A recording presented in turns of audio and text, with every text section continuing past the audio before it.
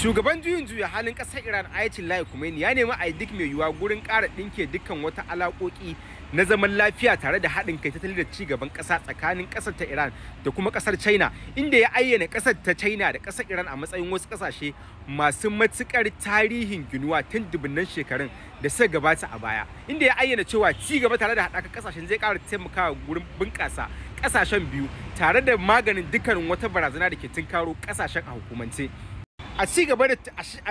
da shiga rana ta biyu a babban taron da ake gabatarwa a birnin Beijing na kasar China karkashin jagorancin shugaban kasar China Xi Jinping, an ga shugaban kasar ta China Xi tare da shugaban kasar Rasha Vladimir Putin a gefensa da shugaban kasar India Narendra Modi cikin annashuwa yayin da suke hira suke tafawa cikin farin ciki, abin da yake ayyana ɗinke wata babbar barka kasancewar ba a saba ganin shugabannin a cikin wannan yanayi ba, musamman ma a baya-baya kasar India da kuma kasar ta China.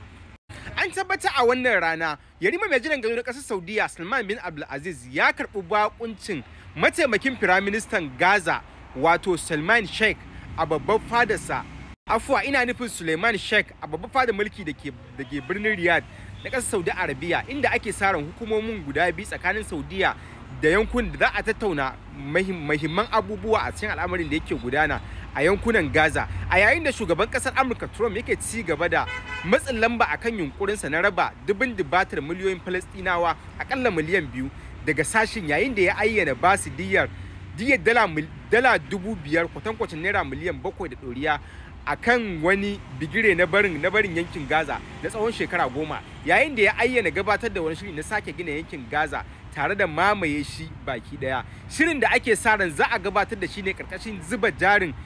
yarima mai jiran gado na ƙasar Saudiya wato Salman bin Abdulaziz, wanda har zuwa yanzu aka ayyana cewa za a sanya wa tsarin sunan Salman bin Abdulaziz tare da manya-manyan hanyoyin da za su kai ga gimshikin cikin yankunan na Gaza da za a sake ginawa. Sai da har zuwa yanzu hukumomi a ƙasar Saudiya ba su ayyana amincewa ko kuma goyon bayan shirin ga ƙasar Saudiya ba, ko kuma shi yarima Salman da ake sa da shi ne wanda zai zuba jarin domin gabatar da aiwatar da sake gina yankunan na Gaza wanda za a kwace daga Falastinawa karkashin jagorancin kasar Isra'ila da kuma kasar Amurka.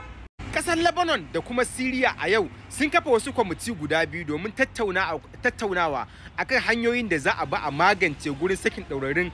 'yan asalin kasar Syria wanda ke daure a kurkukun Lebanon. An kiyasta wanda ke daure a kurkukun kasar Lebanon wanda suka kasance asalin kasar Syria ne adadin mutum 2,000, yayin da izuwa yanzu a kafa kwamiti domin binciken hanyoyin da za a ba a sasanta domin sakin daurarin.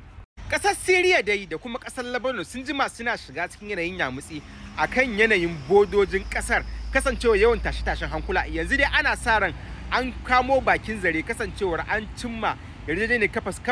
kafa kwamitai guda biyu domin gano hanyoyin da za a shawo kan rikicin da ya ƙice cinyewa tsakanin bodojin yankin domin kai ga sakin waɗanda suka ɗaure a hannun gwamnatin ƙasar Lebanon wanda suka kasance 'yan asalin ƙasar ta Syria ne.